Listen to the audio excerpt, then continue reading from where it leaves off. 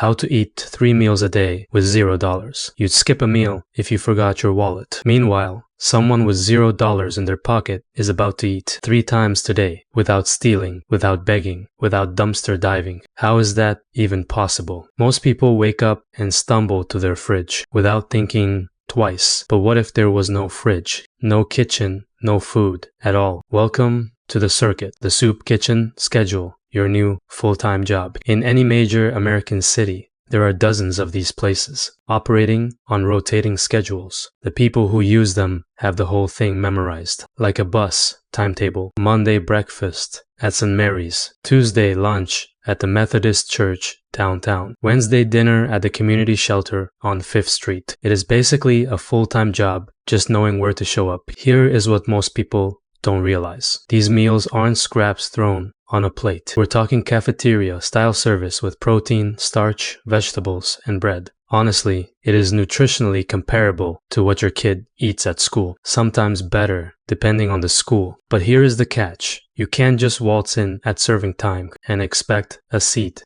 Regulars arrive 30 to 60 minutes early. Why? Because most kitchens operate first come, first served with limited portions. Show up late and you're watching other people eat. That is it. Game over. Come back tomorrow. The numbers are staggering. Approximately 46,000 meal programs operate across the United States. Together, they serve over 2 billion meals annually. That is billion with a B. Some kitchens come with strings attached. You might have to sit through a 15-minute religious service before anyone touches a fork. Some folks are fine with that. Others skip those spots entirely and hit the secular alternatives instead. There is also an informal hierarchy nobody talks about. Veterans often get priority seating. Families with children move to the front of the line at certain facilities. Single adults without those designations learn real quick which spots treat everyone equal. The soup kitchen circuit is survival strategy. Number 1, it is reliable, it is structured, and for millions of Americans, it is breakfast, lunch, and dinner. But soup kitchens close eventually, and when they do, that is when things get interesting. The dumpster schedule.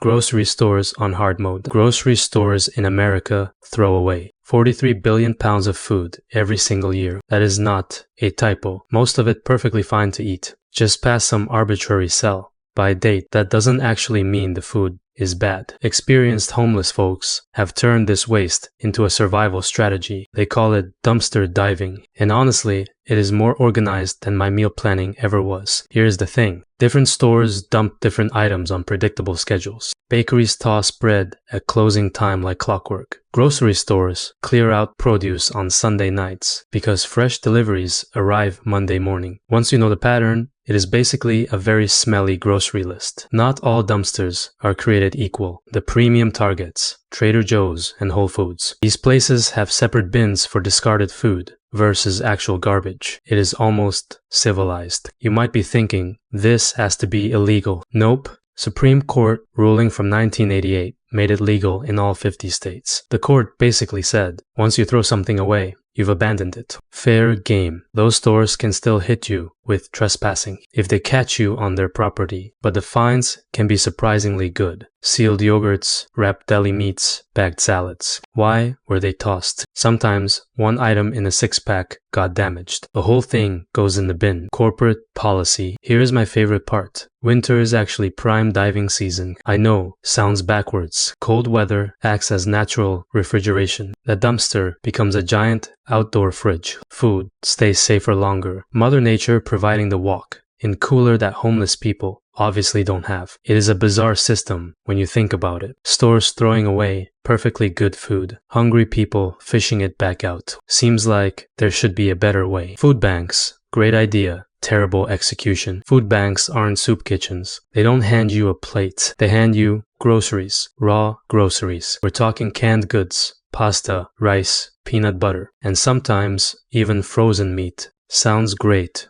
right? Well, there is a catch. A big one. You need a kitchen to cook this stuff. And last time I checked, park benches don't come with stovetops. So what happens? Trading. Lots of trading. A homeless person might swap a bag of uncooked rice for a can of fruit cocktail. Trade pasta for crackers. Exchange that frozen chicken breast for something they can actually eat right now. It is like a barter economy operating in plain sight. Most food pantries require zero proof of address. This matters more than you think. Government programs want utility bills, lease agreements, bank statements. Food pantries, they just want to feed people. Walk in, grab a number, get groceries. That is it. The timing game gets strategic though. Right after Thanksgiving, donations spike by 300% at many locations. Everyone cleans out their pantry, feels generous, drops off those cans of cranberry sauce they bought in 2019. Holiday guilt is basically a food source, and you can't just hit the same pantry every week. Most limit visits to once per month per person, so experienced homeless individuals rotate between multiple pantries across different neighborhoods. Monday downtown, Wednesday across the river, Friday in the suburbs. It is basically a logistics operation. Fast food, the closing time lottery. Fast food restaurants throw away enough food every day to feed a small army, and some homeless people have figured out exactly when that army gets fed. Mobile orders get abandoned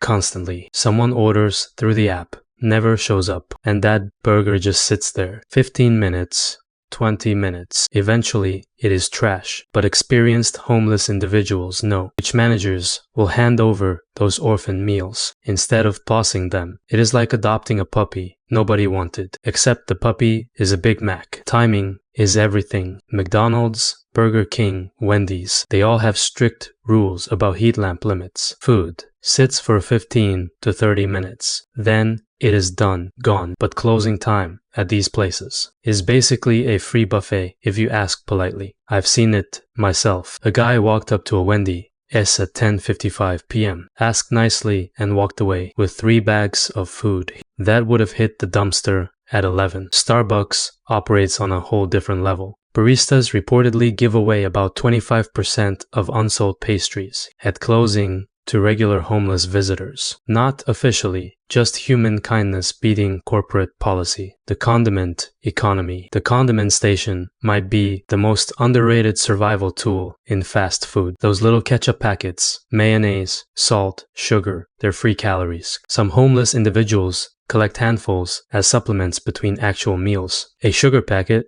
has 15 calories. Grab 20 of those and you got yourself a snack. Not a tasty one. But survival isn't about taste. Faith-based feeding. No paperwork required. Religion has been feeding hungry people for thousands of years. Way before government programs existed. Sikh Gurdwaras operate something called Langar. It is a free community kitchen open to absolutely anyone. Hindu, Christian, atheist, doesn't matter. Walk in, sit down, eat hot vegetarian food. No sermon required. No questions asked. Catholic parishes have turned sandwich making into an art form. Volunteers gather on Saturday mornings, assemble hundreds of bag lunches, then hand them out from church parking lots. Hare Krishna temples might be the most reliable option. Their Los Angeles location feeds over 1,500 homeless people every Sunday. Free vegetarian plates, good portions, and unlike your aunt's cooking, the food is actually seasoned properly. The real advantage of faith-based feeding, no paperwork. Government programs want ID, proof of income, your life story. Churches just want to feed you. It is refreshingly simple. You won. Here is the truth.